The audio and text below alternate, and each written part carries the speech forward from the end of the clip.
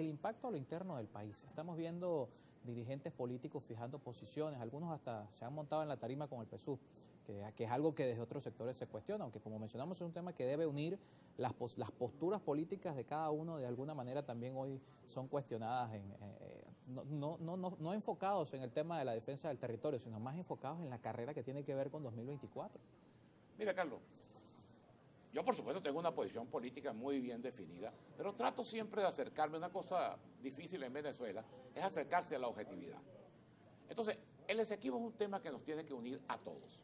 Ahora, tú, para defender el Esequibo, no necesitas andar en comandita ni a la limón con una gente, primero, que le ha hecho un gran daño a Venezuela, y segundo, que tú sabes cuáles son sus intenciones. Esta jugada solo puedes tú escribir, tiene un piquete. Esta es la punta del iceberg de una jugada mayor cuyo propósito es quedarse en el poder en el 2024. El que no sepa eso, lo van a enterrar en una blanco angelito. Pues eso lo sabe todo el mundo.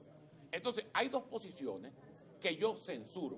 La posición de quienes aprovechan el tema para volverse incondicionales del gobierno con un patriotismo que, digo yo, debe estar alimentado por razones crematísticas. Pues tú has visto desmesuras aquí de gente que ha planteado que los Sukhoi vuelen sobre Yorktown, que vamos a entregarnos a la muerte a la patria en el territorio de Esequibo. Bueno, todas esas cosas, digo yo, eso para mí tiene olor crematístico, porque esos arrebatos nacionalistas en un tema que tiene 134 años, 124 años sobre el tapete, no se les habían conocido nunca. El otro error es el error de la oposición, que ahora pudiéramos decir encabezada por María Corina Machado, que es ponerse, a propósito de un tema en el que todos estamos de acuerdo, ponerse a confrontar de nuevo al gobierno.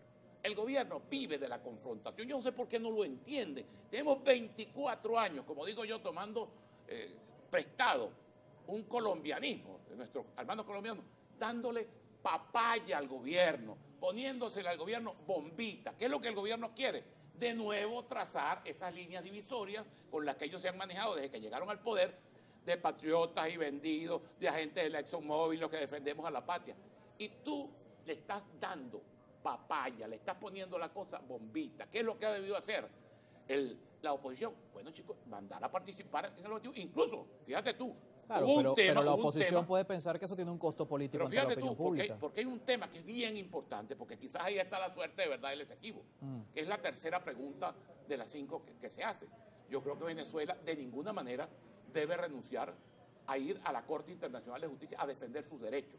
En primer lugar, porque sus derechos son los mejores. Mira, durante todo el siglo XIX, Venezuela invitó al entonces Imperio Británico a ir al arbitraje. Era Venezuela la que insistía, porque Venezuela estaba tan segura de sus títulos, que derivaban de los títulos de la Capitanía General de Venezuela y de Lucy Posidetti Yuri, que invitó en numerosas oportunidades a Inglaterra a ir al arbitraje. Si Venezuela tiene razones, argumentos, pero además títulos suficientes para defender el Esequibo en cualquier instancia, incluyendo la instancia jurisdiccional.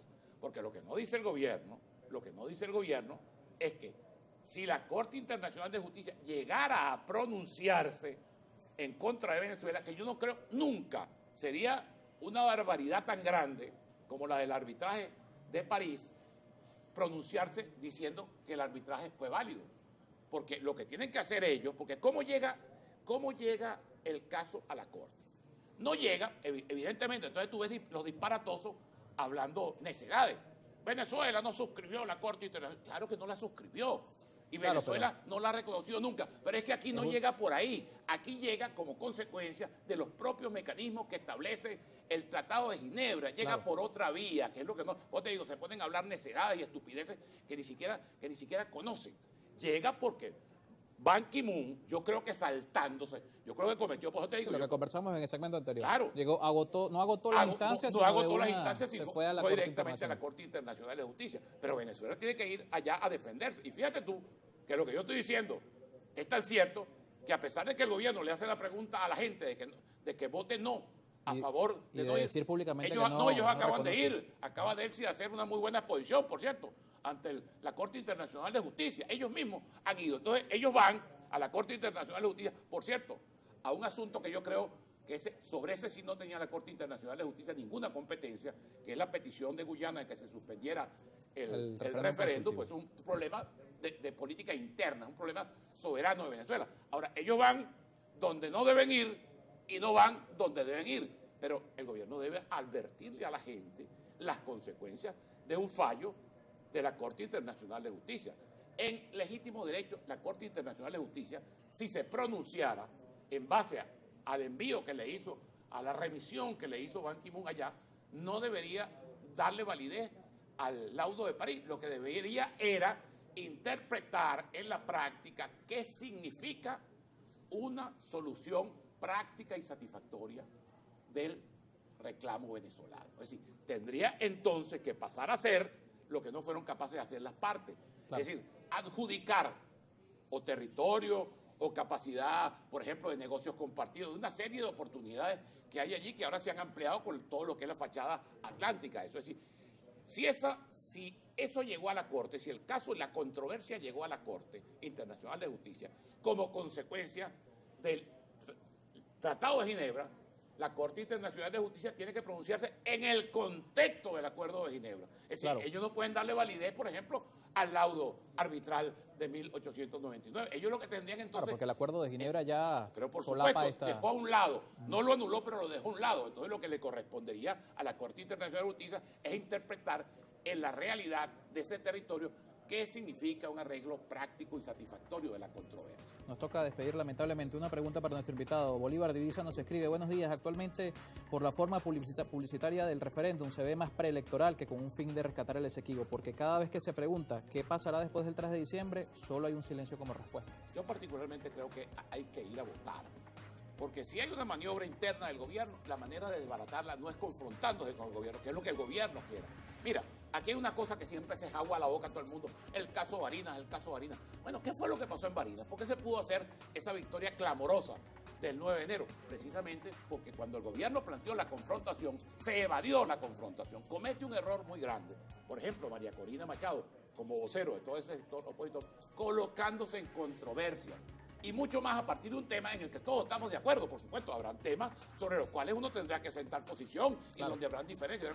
Pero este es un tema donde todos los venezolanos estamos de acuerdo en la defensa, en la reivindicación, en que nos robaron ese territorio, que hay que agotar todos los recursos diplomáticos para rescatarlo. Ahora te decía una cosa en el minuto final que nos queda.